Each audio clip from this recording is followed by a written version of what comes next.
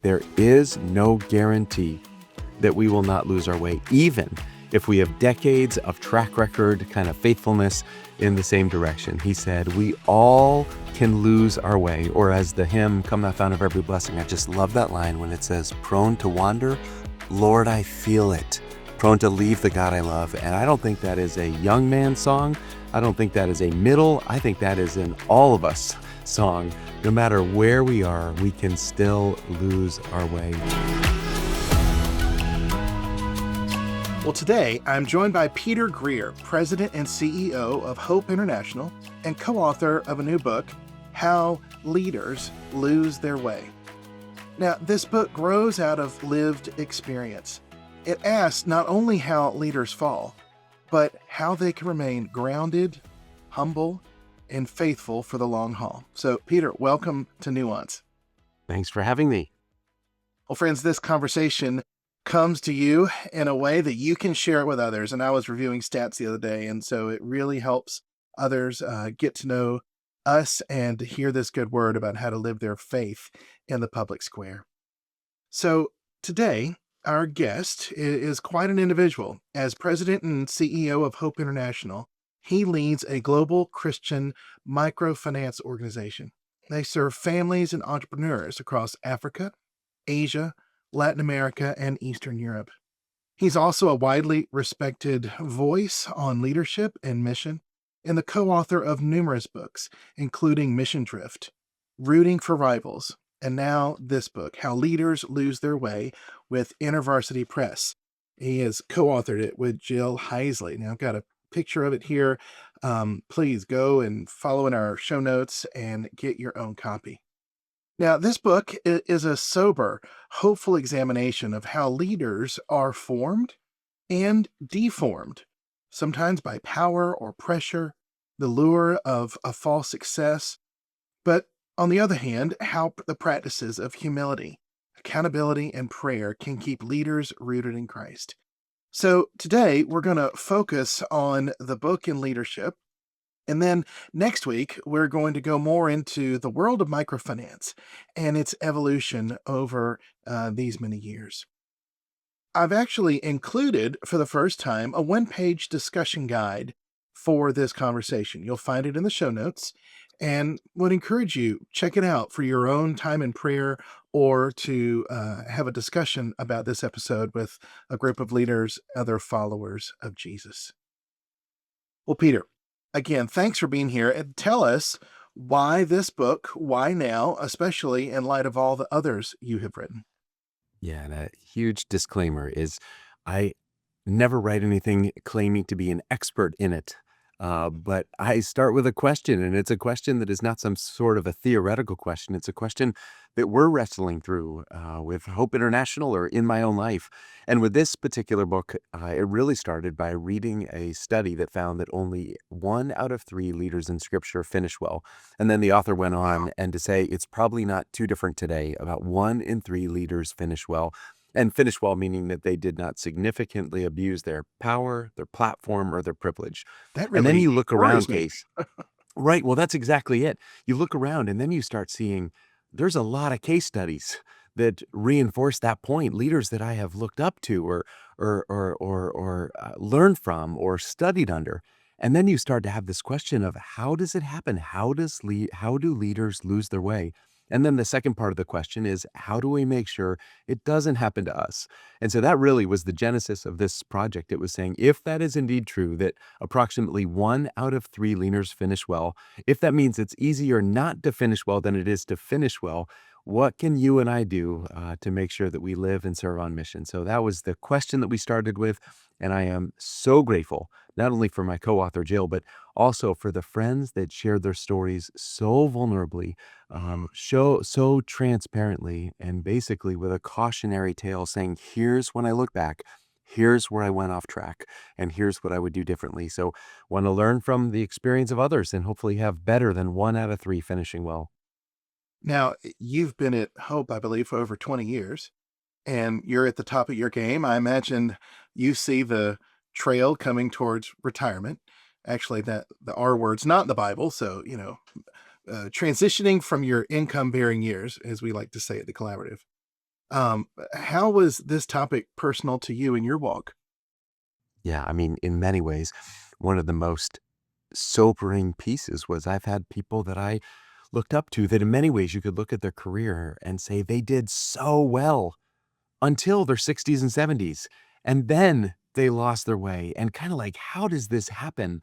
And what we began with is actually this one individual shared. He's like, there is no guarantee that we will not lose our way, even if we have decades of track record, kind of faithfulness in the same direction. He said, we all can lose our way. Or as the hymn, Come Thou Fount of Every Blessing, I just love that line when it says, prone to To wander, wonder, Lord, I Lord, I feel feel it. it. Yeah, Prone to leave the God I love. And I I don't think love that that is song. a young man song.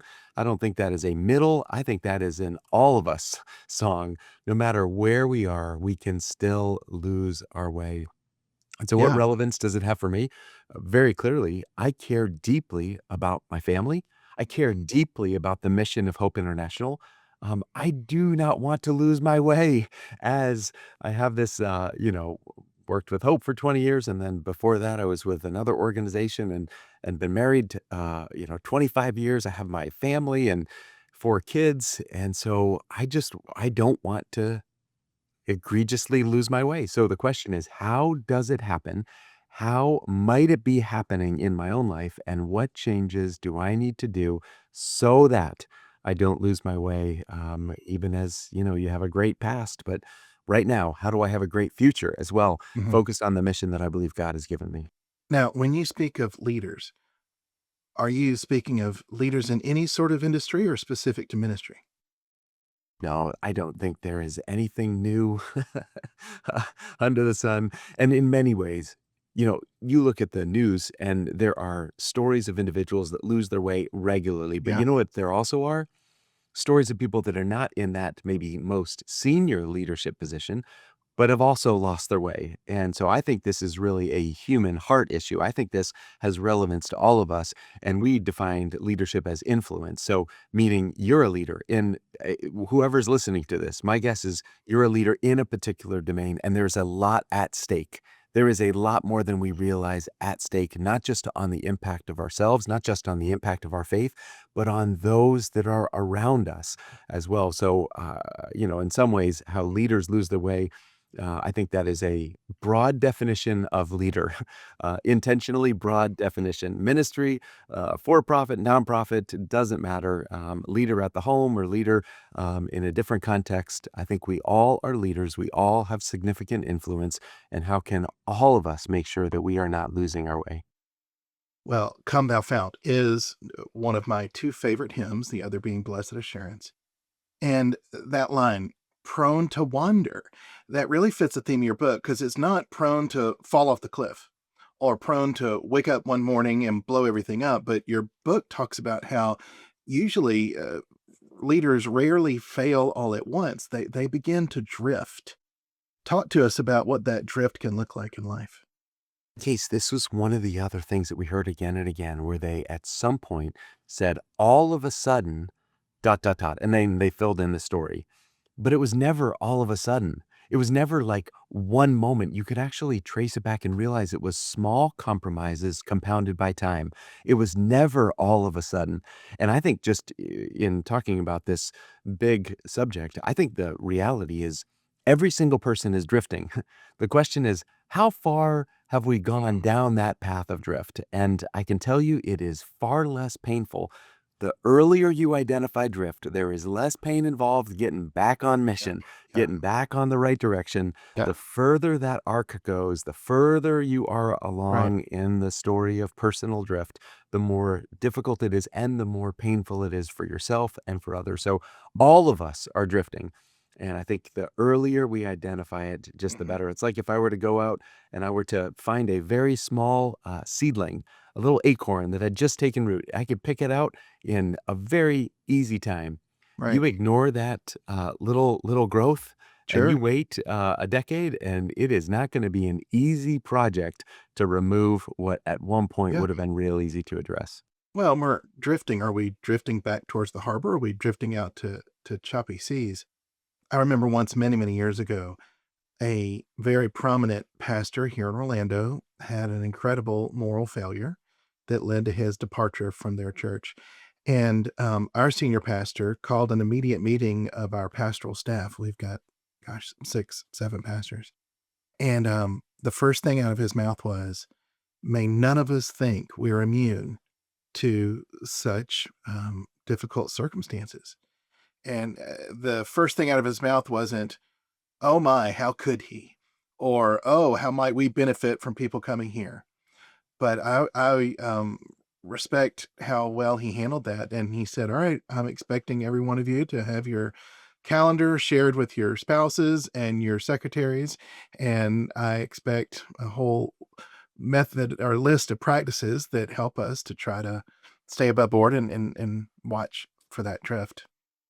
That is wisdom. That is such wisdom. And I would say for all of us, the next time we hear a story of someone losing their way, Yeah. that's the right posture. Is Yeah. not, I can't believe they did that, but Lord help me to Right. live and serve on mission. So good. Right. Uh, President of my seminary once said in a sermon, every time you're pointing the finger at somebody else, don't forget you got 3 pointing back at you. So I thought that was helpful. Now, you're pretty honest in the book about how success can become spiritually corrosive. And I love that way of thinking of it, spiritually corrosive. So, have you seen success shape leaders' inner life for good or for worse? Oh, absolutely. And, I think the reality is the more quote unquote successful you are, the more at risk you are for some of these things. Give you an example. The more successful you are, how easy is it for people to tell you the truth? The more Mm, successful you are, sure. it just the more successful are. How about your pace of life? Do you Yeah. think there are more or less opportunities for you to keep going and traveling and running your soul ragged? And so I think there is more danger in success. And the converse perhaps is true. I think that success is more dangerous spiritually than failure. When you have a significant issue, that's where there is receptivity. That's when you are reminded you can't do this on your own. Success leads to exceptionalist thinking. Well, the Mm, rules don't apply to me. mm, But when you're in failure, you're like, oh, I need help. So a lot of the issues that we talk about in the book are accelerated or exacerbated by mhm. success. Well, uh, I have noticed 20 years now as a pastor at First Pres Orlando that that thought can come to my mind of, oh, the rules don't apply to me anymore. And that is not good. Um, it doesn't build team dynamics, and it doesn't help me in my personal integrity or leadership skills. And so, after a few little hiccups, I've had to say to myself, you know what? Follow the rules. Don't feel like you're above that. Now, you're a leader of a large organization. How do you make sure that people are telling you critical things that they think you may not want to hear? Well, I think the alternative is not great, right? Even if you don't want to hear it, the alternative is worse of having some sort of a huge blind spot that you're not aware of. And so I think there's two things that help. One is to actually publicly share when you're with the broader team how much you appreciated when this particular person gave Uh, this particular feedback. And Normalize this it. happened, yes, absolutely. This happened recently. I made a comment in a staff meeting, and I didn't know there was a backstory, and it hurt one of my staff members again. And so, just to publicly, the next time we're all together, say, hey, I am so sorry. I was not, just own it. And then the second thing is to actually train all of us. What is our response when we get that feedback? And for me, the only response is thank you very much for sharing because that sets precedent for the future. And the more is, oh wow, you're questioning me. Am I now questioning your loyalty to the organization? I Sure. expect blind obedience. No, like you have to have a posture that the only response in the moment when feedback is giving is thank you very much. I needed to hear that. Yeah. Well, and for the cadre of folks here and there that I'm honored to lead, I will go so far as to say, please tell me. I give them permission. I ask them, tell me what's not working here. Working on a book, and I will share it with some folks to ask for their feedback. And I'll say, if you don't give me true critical feedback, it's not going to help it be better. So I'm not going to let you read it unless you'll really tell me the truth. So give them permission. I love it. That's so good. Mhm.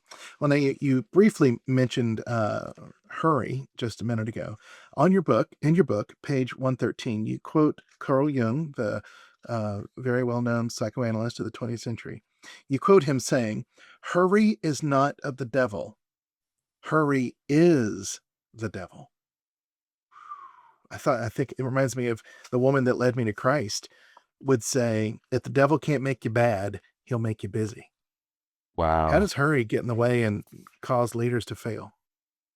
Yeah, I think just one of the real practical, if you look at the image of drifting through life or losing your way, sometimes it's because you don't know where you're going, or sometimes it's because imagine if you're in a canoe and you're out on the water, you got your paddle in your hand and you're just paddling so hard, but you're just looking down. What are you not seeing?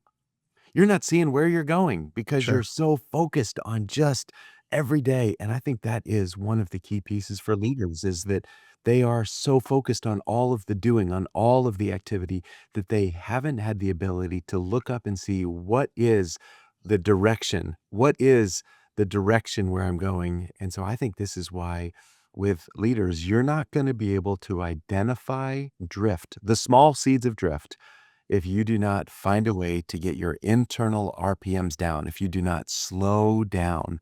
And I think that's really the invitation for all of us. If we are going so hard 24/7, we are going hard, but we don't know where we're going.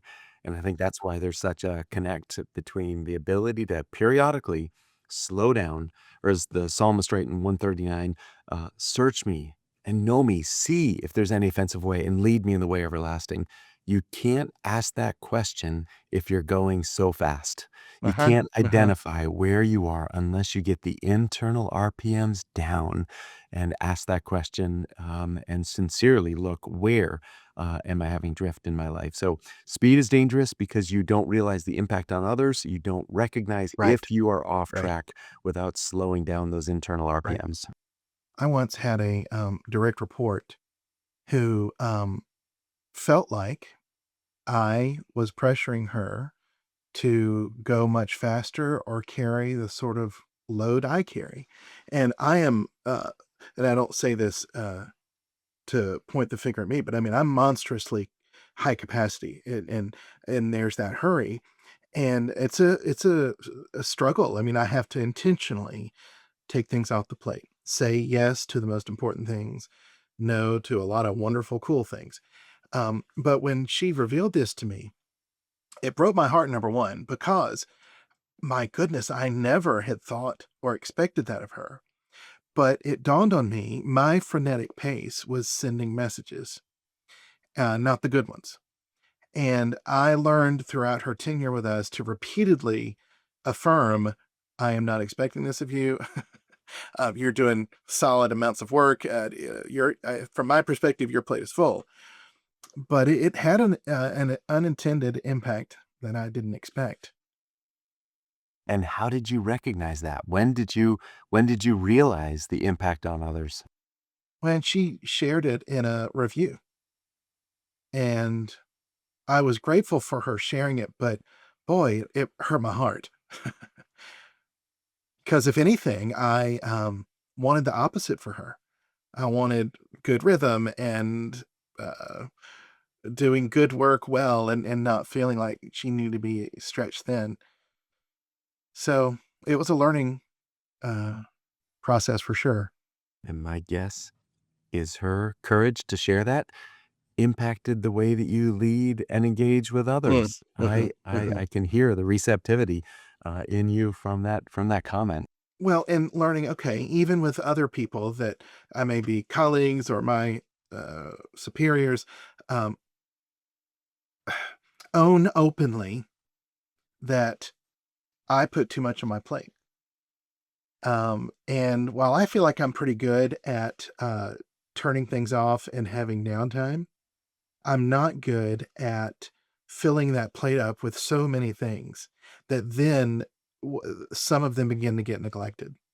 The other day, with too many plates in the air, I realized two of them hadn't been attended to in a while. And that was just due to pure load rather than, I guess it was a form of neglect. It wasn't intentional neglect. And I thought, you know what? I am at capacity. I need to start to take some things off and reset. Yeah, that's Yeah. good. Well, Jill Heisey is your co-author in this. Tell me about why Jill. What did she bring to the conversation, and what does it look like to author a book with someone? Yeah, well, I don't know what it's like to not author a book with someone. Every single project I've written with others. And so I Okay, can't speak of the what you it's like like to that? do solo, but I can tell you that personally, it is a far more engaging experience to go on the Huh. journey with others. And I just find it to be, for me, when you play a game of ping pong or tennis, it's just more fun. I remember one section I was working on, and I sent it to Jill and she sent it back. And I literally laughed out loud because it sounded so much better when Jill was done Oh, I've got those rewriting people in my it. life for sure. She's terrific. So she's been a colleague for a long time at Hope International. And we've done a number of different book writing projects together. And it's Okay, been a great joy, yeah, to partner with her and with others on a variety of books. so she's on your staff. That's unique. Well, speaking of your staff and your organization, um, how do y'all keep mission drift from occurring? So if you have leadership drift, large organizations, especially nonprofits, can fall into that mission drift temptation. What does that look like? Yeah, and we didn't really cover this yet, but in many ways, this book is the sequel to a book that we wrote a decade ago called Mission Okay. Drift.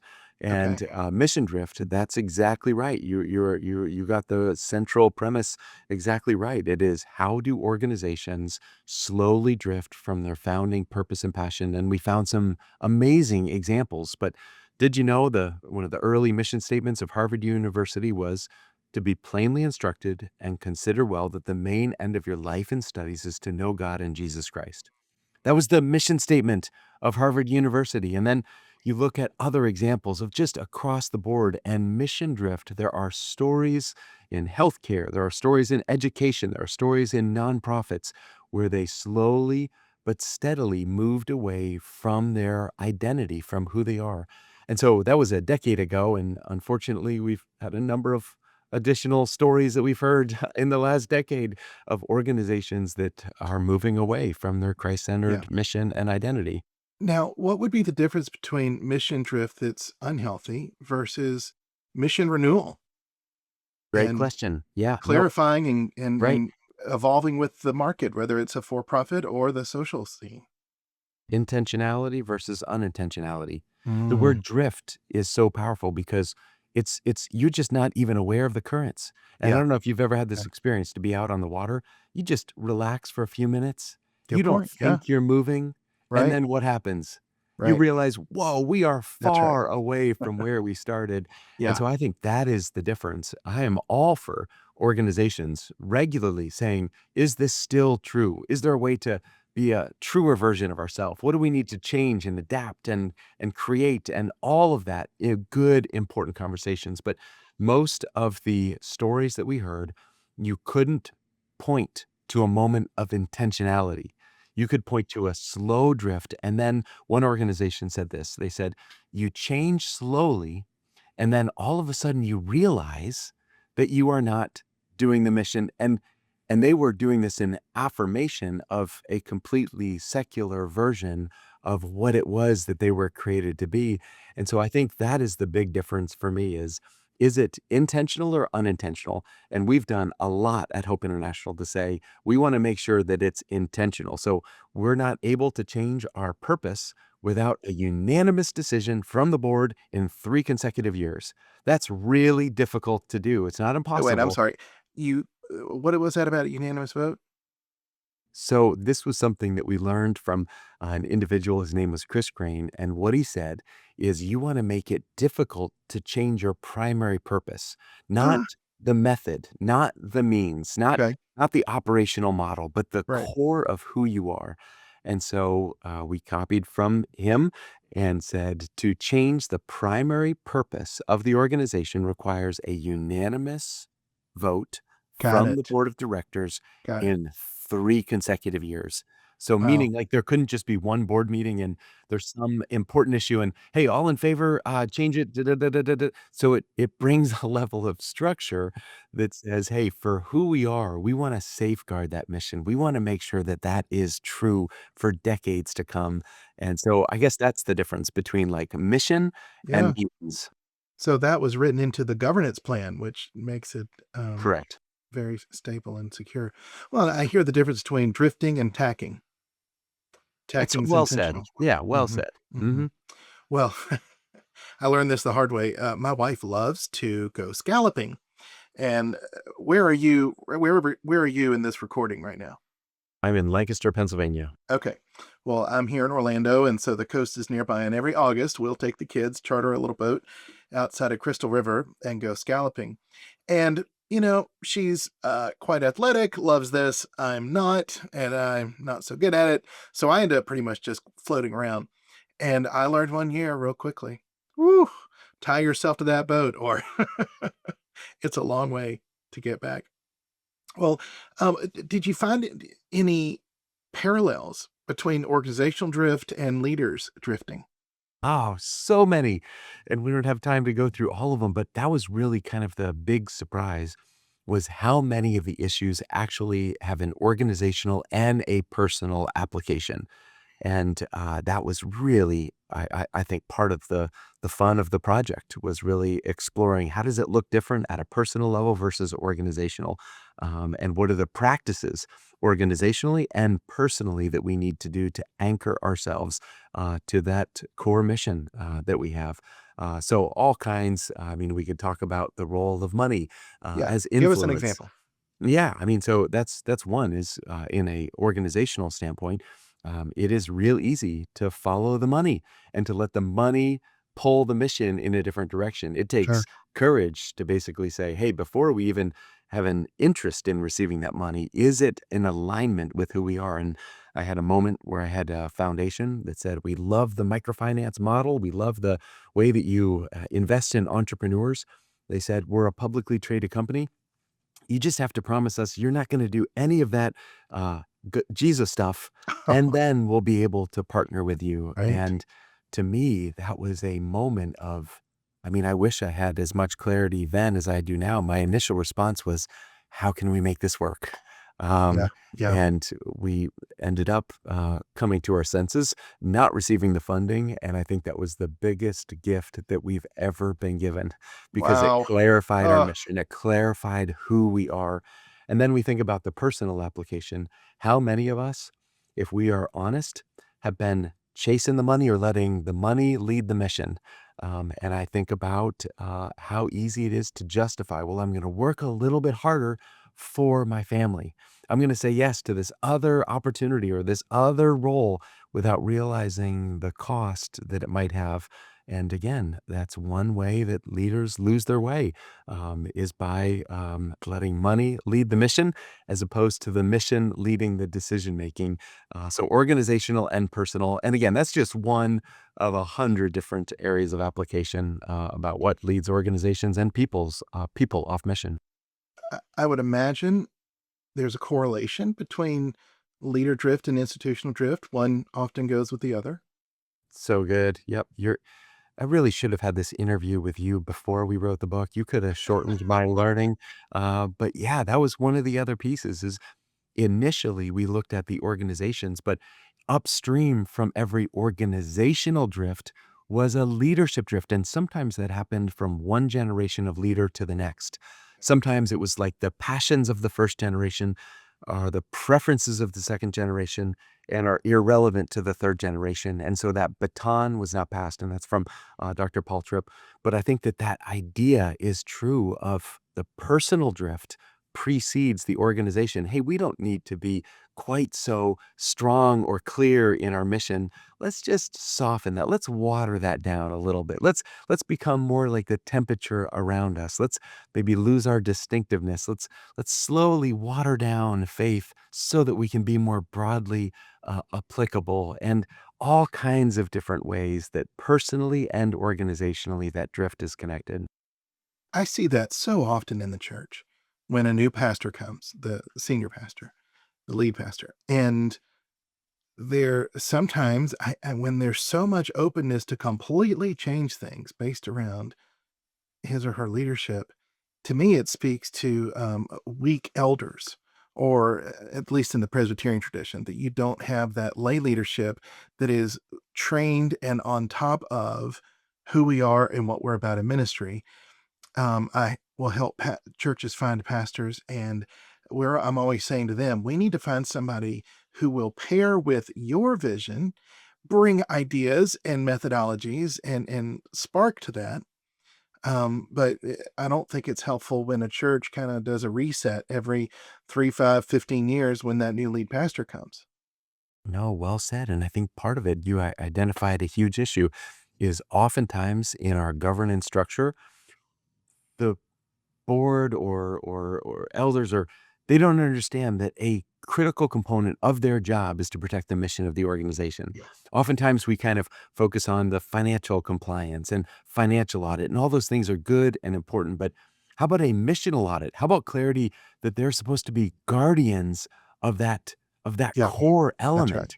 And I think that is and maybe doing, you asked for the correlation between organizational and personal. I think there's a key benefit for every single one of us saying, and who's on the journey with us that can help us clarify our personal mission and help Right, us identify where right. we are going off track.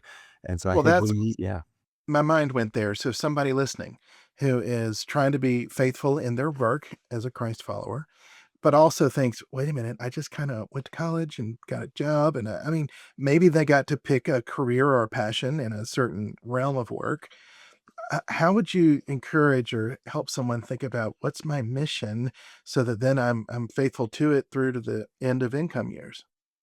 this might be an odd answer, but I remember I was at my grandfather's funeral, and I was with my grandfather when he passed from this life into heaven. And oh, it was just profound watching the response of my grandmother throw herself on him. They did Mm. life well together. Watch family speak words of blessing, and it was a profoundly sacred moment. Wow, Peter. And if there was any doubt about whether or not he lived and loved well, that moment just it. And then you get to hear at his celebration of life, and you get to hear these stories that I had never heard before, and they were beautiful Right. about the way that he lived. And at that moment, I don't think I was on that same path. I was working really hard, but I was struck by that moment. And then I read something that David Brooks wrote about the difference between resume virtues and eulogy virtues, and Yes. about the difference of those two. And oftentimes we spend our careers focusing on the resume and Right. miss out on what actually is most important if you read and reflect on a eulogy. So that Saturday morning, I decided to write my eulogy, and my wife came down and saw me, and I was like getting teary. And she asked what I was doing, and I told her I was writing my eulogy. I Mm. didn't give her any other details at that moment, and so she was quite concerned about about what I was doing. Why are you writing your eulogy? But it was, like, profoundly important for me, like, profoundly important, and I actually have it on my calendar, and Oh, every my birthday, I read it. It's just on a recurring appointment, and it is a chance for me to say, "Where do I need to recalibrate? Where do I need to recalibrate?" And then if I'm, I'm maybe that's odd, but maybe even more odd is I also have written my resignation letter. And I think those 2 okay. things, one reminds me that this job is temporary as much as I love it. The other reminds me that this life is temporary. And I think both of them just have this ability to reframe what is most important. What is it that's going to be true when I no longer have the title on my business card? What is still going to be true? And I think it pushes me, prods me, encourages me to focus on the people and on the mission that I believe I have. So those might be exercises that might be helpful, recalibrations. Now, when you reread those, do you ever update them? This is the exact thing that we were talking about earlier. Yes, full invitation. Every time I actually did it this on my birthday this year, I made some changes to it.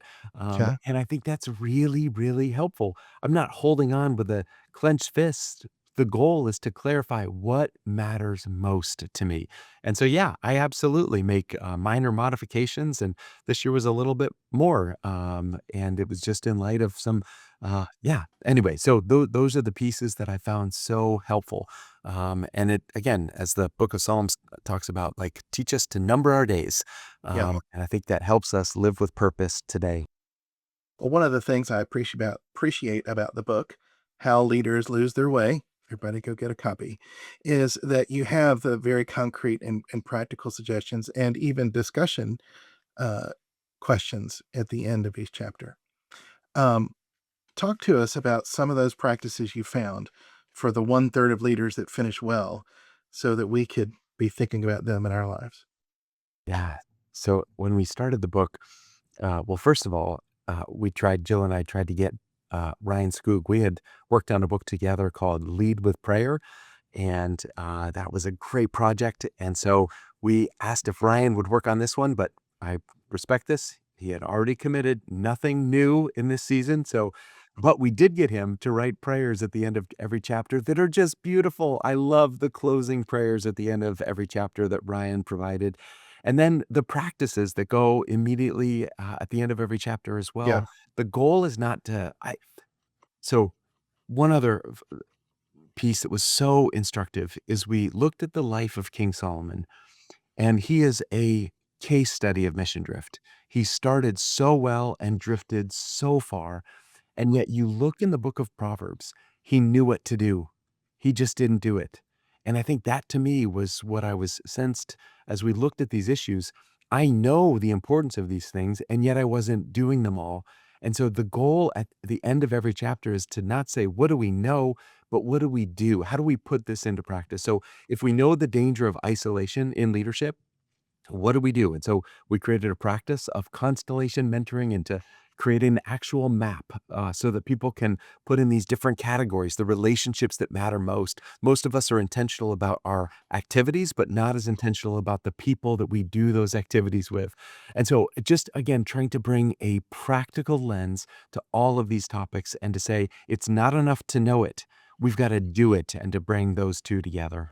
Well, I wouldn't say it's a workbook. It is a book, but there are so many, like you say, practical charts and two by twos and other things to help the reader bring it down to the everyday and the practical in their lives. And as a lover of discipleship, I find that so necessary.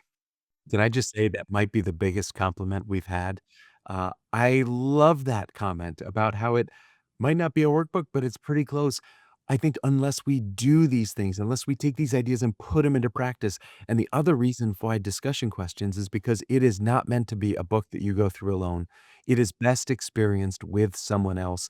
And I think by God's grace, I really believe that the things that are in here, the topics that we're discussing, if you do them, not you won't be immune to drift, but you will have some much stronger safeguards in place as you go on this journey with others and put some of these ideas into practice.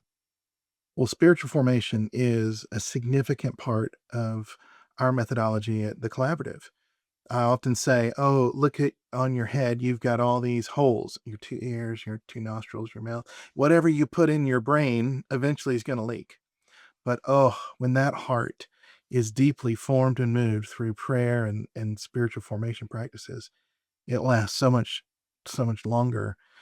So, for a reminder to folks, we've got that worksheet even for this episode so that this isn't just an intellectual exercise. Peter, I wanna read a bit of Ryan's prayer that he writes for the end of chapter 8 to give our listeners a taste. Jesus, help me trade the race of this earth for the rhythm of heaven. My restless heart once again needs to find its rest in you. Teach me your light burden. Teach me your easy yoke. I give you the weight I feel right now, the burdens weighing the core of my soul. Mm, good stuff. Very good stuff. Well, to close us out on this first conversation, Peter, um, somebody who may be listening is worn out, is tired, and perhaps isolated, maybe quietly compromised. What word of hope would you offer to them?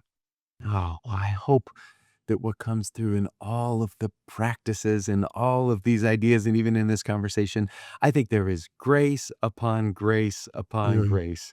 There is forgiveness upon forgiveness upon forgiveness because of who Jesus is and what he has done. Unconditional love. I mean, that is the good news. And I'm enormously grateful. And so all of this is response to, not trying to earn. So for that individual, I would say start by coming once again to the lavish love and grace of Jesus. And keep going back to that. Keep going back again and again and again in this journey of trying to live and serve on mission. well, as that wonderful hymn Come Thou Fount says, prone to wonder, Lord, I feel it, but seal my heart in courts above. And there's that hope. Well, Peter, this has been both sobering and deeply hopeful. Before we close, where can listeners find How Leaders Lose Their Way and learn more about Hope International? Yeah, well, so grateful to partner with InterVarsity on this book, and so you certainly can get more details there or wherever books are sold. It's on all the retail platforms. So wherever books are Good. sold, and then with Hope International, you can go to hopeinternational.org. It's a place to learn more about the mission of hope. Wonderful. Well, How Leaders Lose Their Way by Peter and Jill Heisey. It's an honest, pastoral, and wise book for anyone entrusted with leadership. We'll have those same links in our show notes. So join us next week's episode as we're going to do a little something different. It's going to be a master class format, and Peter's going to take us deep into the world of microfinance and how it's changing things for millions of people, one marketplace exchange at a time. Don't forget, in the show notes, you'll also find that discussion guide for this episode to do on your own or with some friends. Well, thank you for inviting us into your day. If this conversation helped you think more clearly about leadership as a disciple, please share it with a colleague, post it on your social media. You can visit wecolabor.com, drop us your email, and we'll send you Zeitgeist, our journal at the intersection of faith, work, and culture. Many thanks to the Canaparo family for supporting this episode. I'm Case Thorpe, and God's blessings on you.